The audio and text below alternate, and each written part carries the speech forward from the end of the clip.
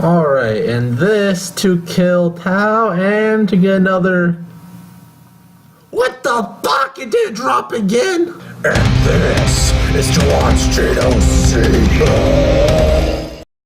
The Super Strike events are the most bullshit fuckery that Dokkan Battle has ever brought to the game. It is the worst feature any Dragon Ball Z game has ever had. And to elaborate, let's just see how long it takes to do one of these missions, and I'll tell you why it's such a big deal. So I timed one mission, it took 2 minutes and 10 seconds. Now that's Mitch, and it looks like he's going a little bit slow. Let's trim off the last 10 seconds, just give it even 2 minutes. 2 minutes every time just to get one character, and that one character doesn't even have a 100% chance of dropping. It doesn't even have a 50% chance of dropping. On a good day, you might be able to look out of a 33% chance to drop. 1 out of 3 times you might get a drop. Again, that's on a good day.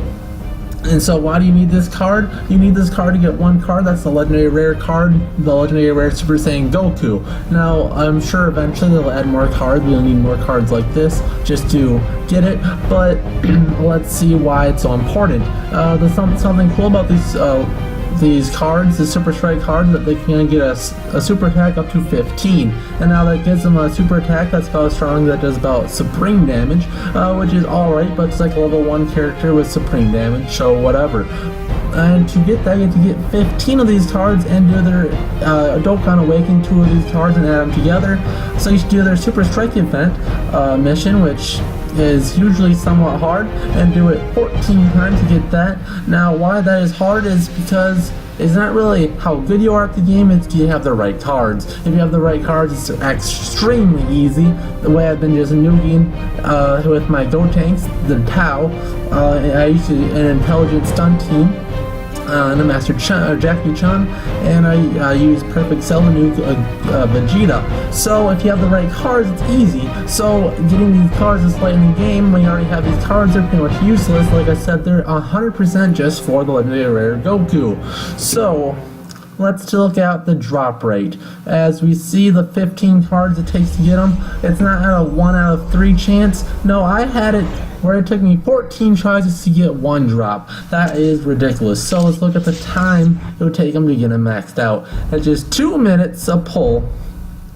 Now trying to get them at the 3% drop rate, or 3 drop rate, I'd give it 6 minutes for until you get 1 to drop on average, if you have that 1 out of 3 chance to get it. Geez, so 6 times 15, doing the math real quick, that comes out to just 90 minutes to grinding with a high pull rate of 3. 1 out of 3, 90 minutes. But I'll tell you, it's a lot more like 1 out of 5. It's a lot more realistic. So 2 times 5, 10 minutes just for the 1, or for all 15, you get 150 minutes. Over 2 hours, almost 2.5 hours of straight grinding in Dokkan Battle, which might I add has one of the worst fighting games in Dragon Ball Z. It has the worst Dragon Ball Z fighting system in history. Now it's a mobile game, so I'll let that slide a bit, but that doesn't excuse how bad the Super Strike events are. Just to get a card that's good for one really good card that you'll need down the road. Now you just don't need one of these cards in the event, you need 6. So take that 150 minutes over 2 hours times 6. That's going to be 12 hours, half a day, just to get the cards you need to get this legendary rare Goku. Now how do you get this legendary rare Goku? By grinding some more. You need so many medals just to get them. I'm sure over 20 times going through that mission. Now I haven't done that mission yet because I haven't dropped in global, but I've seen how hard it has been, and it's not that easy. So having these cards that aren't that good to get a really strong card in the future, with all that payoff over 12 hours to get your team set up, that's ridiculous. Now let's compare this to other drop rates.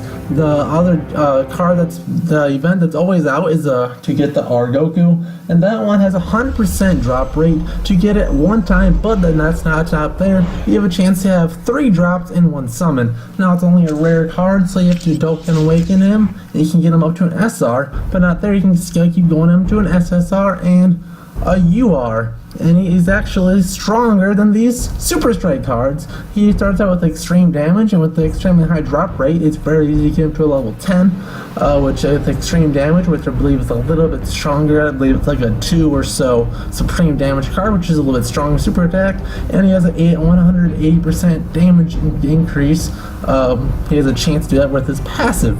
So a very strong card if you get him to drop, which he's a lot more likely than these fuckery Super Strike event cards, which are ridiculously hard to drop. So I don't know how they expect us to get a full team of 6 Super Strike cards, and that's not even all there are. There are more than just 6, but yeah, that's probably all I really can fathom actually doing.